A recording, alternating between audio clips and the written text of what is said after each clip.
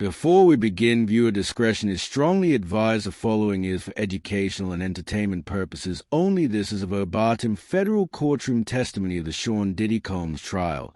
As reported by Inner City Press, in a shocking twist on Day 7 of the Diddy trial, the courtroom fell silent as Sheila E. was called to testify. Known to most as Prince's legendary percussionist and close confidant, few expected her to speak out. But when she took the stand, she wasn't just representing herself, she was carrying the final warnings of a man who many believe knew too much. Sheila E. revealed that Prince had confided in her years before his sudden death, claiming he feared for his life after learning the truth about what was happening behind closed doors in the industry. Her testimony wasn't just hearsay, it tied back to Diddy, the industry's darkest secrets, and a series of cryptic statements Prince made right before he died. What Sheila E. shared shook the courtroom and connected dots no one had dared to speak about publicly until now. Sheila E. began her testimony calmly, but her words carried weight. She told the jury that shortly before Prince's death in 2016, the legendary artist became increasingly paranoid, not of death itself, but of being silenced. He was unsettled. Sheila said, "He told me there's more going on in this industry than anyone knows. It's not just about owning your masters, it's about who owns you."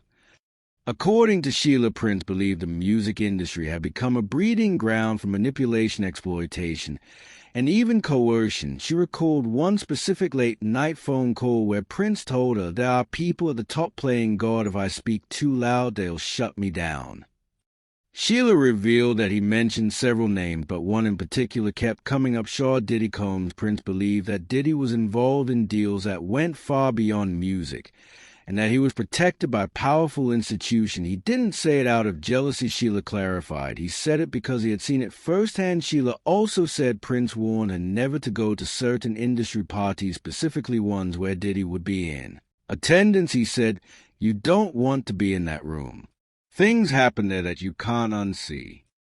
These weren't ordinary after-parties. Prince allegedly called them rituals, master celebrations. While Sheila said she initially thought Prince was exaggerating, she changed her mind after he became visibly shaken following a trip to Los Angeles. "He didn't eat, he didn't sleep, he just kept saying, 'They know I know.'" Sheila then recounted a disturbing story that stunned the courtroom. A party Prince allegedly hosted, but not by choice. "The first Diddy party I ever saw," she said, "was at Prince's house, and Prince wasn't happy about it." According to Sheila, sometime around 2006, Diddy requested to throw an exclusive event at Prince's estate, Paisley Park. Prince agreed reluctantly after being pressured by mutual industry associates. It was supposed to be a professional gathering, Sheila explained, but what unfolded was something Prince never wanted to be associated with. The party reportedly began like any other red carpet champagne famous guests, but once the cameras stopped flashing, things changed. Sheila said, "The security staff told me no one was allowed to bring in their phones or personal security." Sheila said, "That's when Prince told me this isn't my party anymore."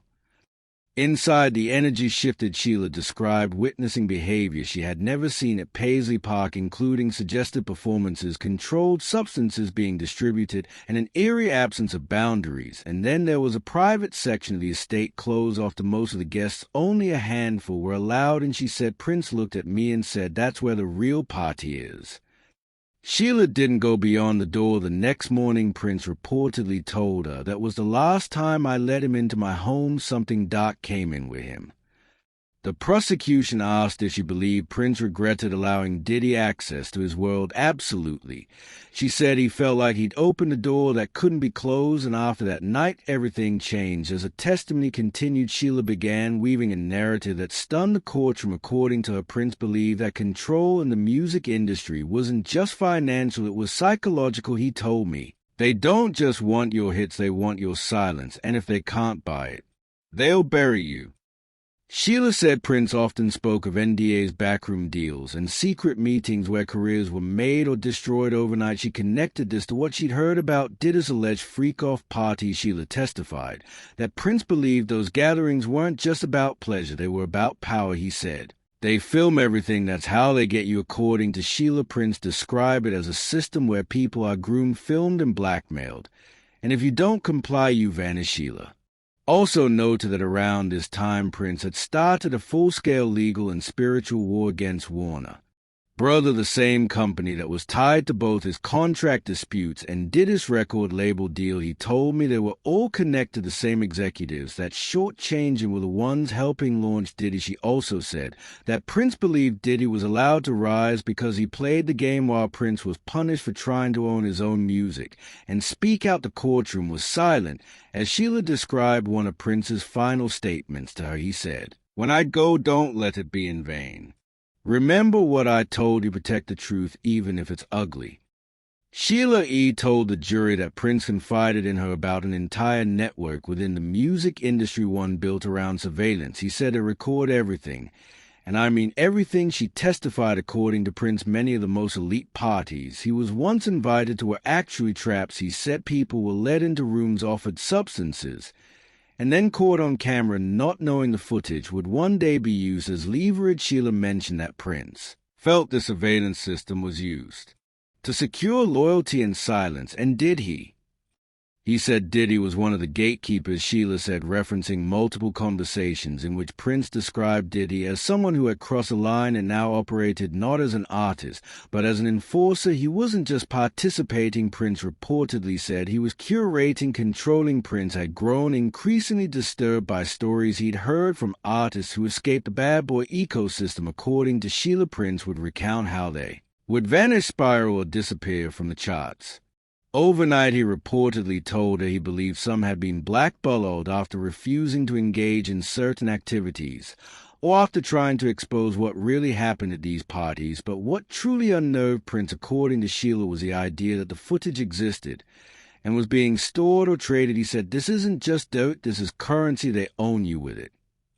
Sheila testified that Prince had begun looking into who had access to these tapes and feared what might happen if he ever appeared in one, even if he was merely in the background. That fear, she said, haunted him until the day he died. According to Sheila E., the last conversation she ever had with Prince wasn't just strange, it was alarming. She told the courtroom that just days before his death, Prince called her unexpectedly in the middle of the night. "I remember looking. At the time, it was past 2 a.m.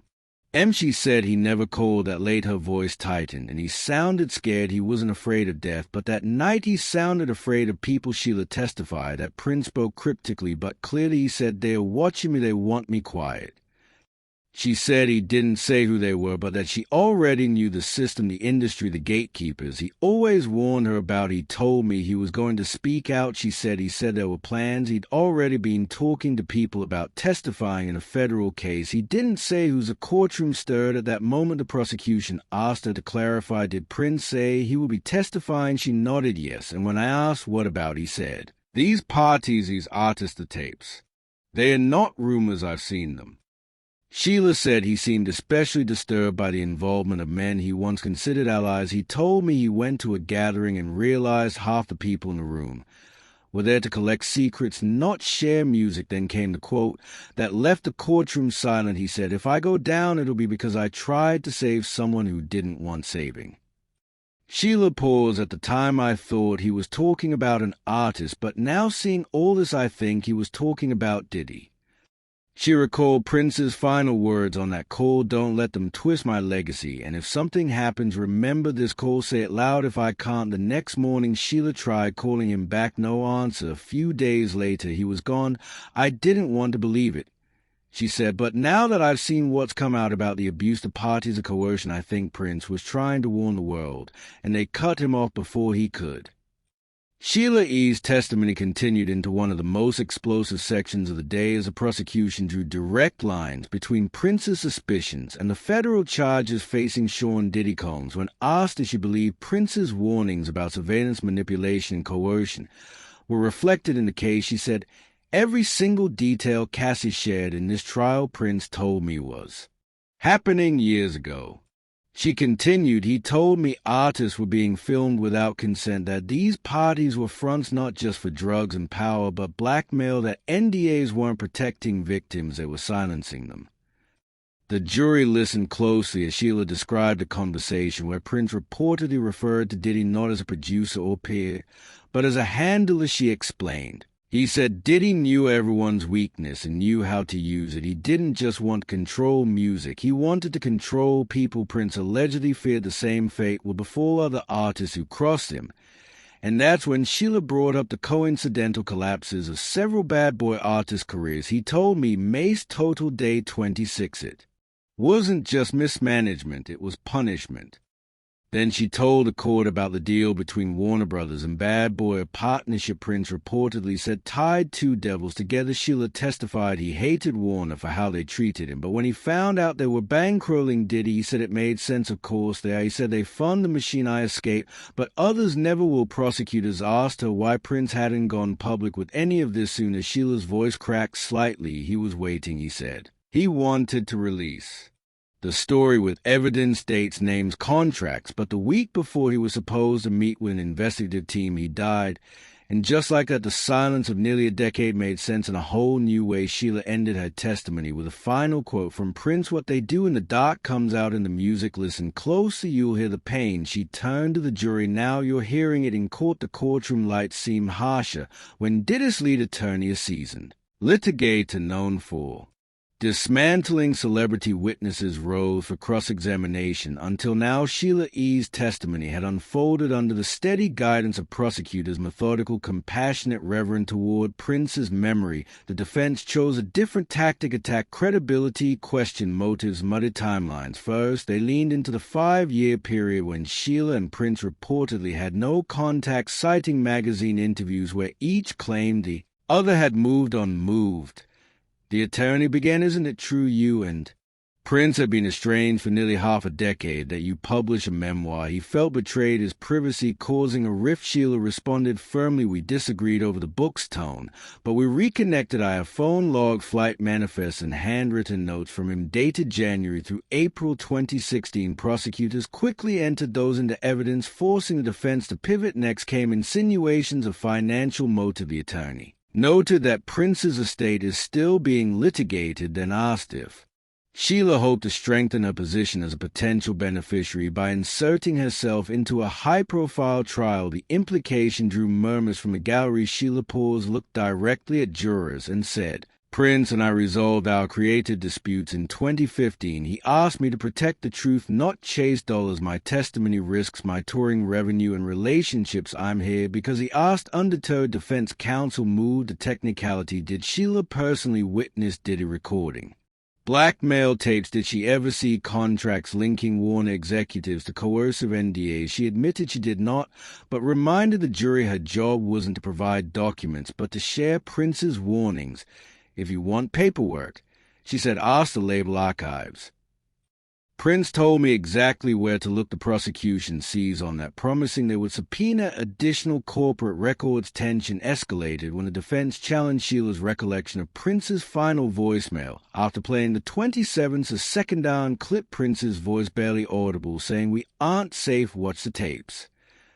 The attorney suggested it could reference prescription disputes rather than conspiracies. Sheila's reply was chilling. "You can spin his word, but you can't spin the pattern." Artist broken footage, hidden silence, sold. The cross-examination lasted nearly 2 hours. By the end, Sheila remained poised, but the courtroom atmosphere had thickened. Jurors scribbled feverishly, and one requested a tissue during a side-by evidence that even under a barrage of doubt, Sheila's account had pierced emotional armor.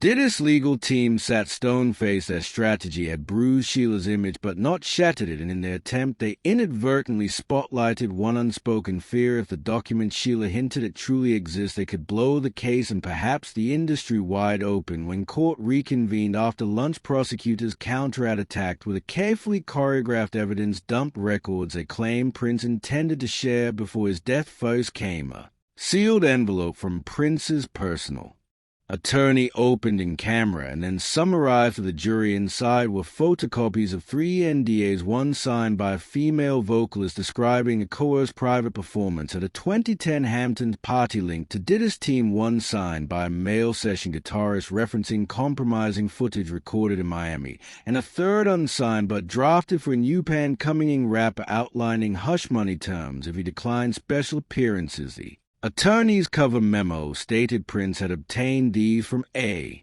trusted whistleblower at a major label. Next, prosecutors played an audio file recovered from a Paisley Park backup drive. Prince rehearsing an interview that never aired in the clip.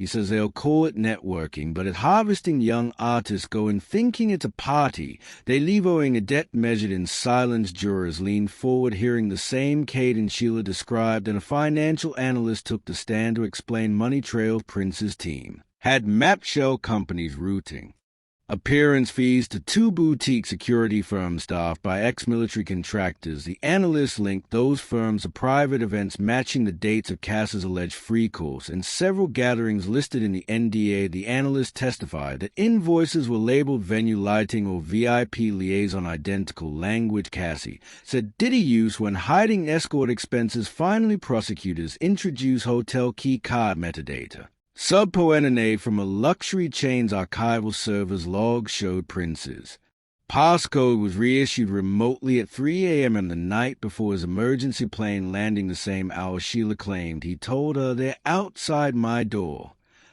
Prosecutors argued the reissue indicated an authorized tampering, supporting Sheila's assertion that Prince feared being followed. The cumulative effect was electrifying. Individually, each exhibit was circumstantial. Together, they formed a lattice. NDAs matching Cass's narrative, payments coded to disguise vice cost, Prince's own words anticipating blackmail, and digital breadcrumbs implying surveillance. Even conservative legal commentators, whispering in the overflow room, admitted the prosecution had done something rare, turned a dead icon's paranoia into tangible courtroom weight. "We might be witnessing the first posthumous whistleblower," one analyst quipped on a live stream as prosecutors rested for the day. They left the jury with projection of Prince's handwritten reminder to Sheila, "Your silence won't protect you."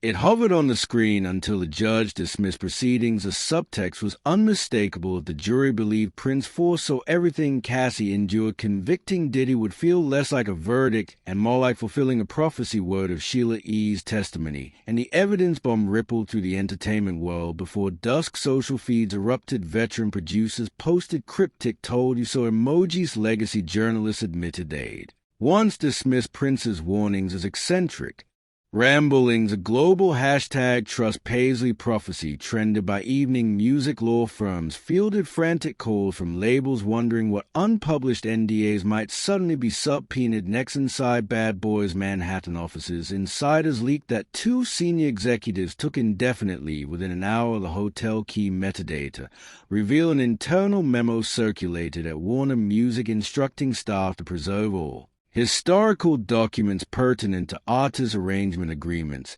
sparking rumors that the label expected federal knock and talks. Even streaming platforms felt tremors. A major service quietly convened a task force to audit archival video footage it hosts from private performances. Back in court, Judge Subramanian scheduled an emergency in-chambers conference to discuss expanded evidentiary scope, signaling that more sealed material could surface. Reporters speculated that Prince's estate, long deadlocked over valuation, might now hold leverage over labels desperate to avoid further disclosure. Legal pundits predicted a cascade of civil suit from artists who'd signed hush contracts under duress. Most telling of all was Diddy's demeanor at day's end. For the first time since the trial began, observers noted he refused to make eye contact with the gallery, choosing instead to stare at the defense tables with grain. When his attorneys whispered he didn't respond outside, his mother Janice and his twin daughters exited behind tinted umbrellas, no longer pausing for cameras. Sheila E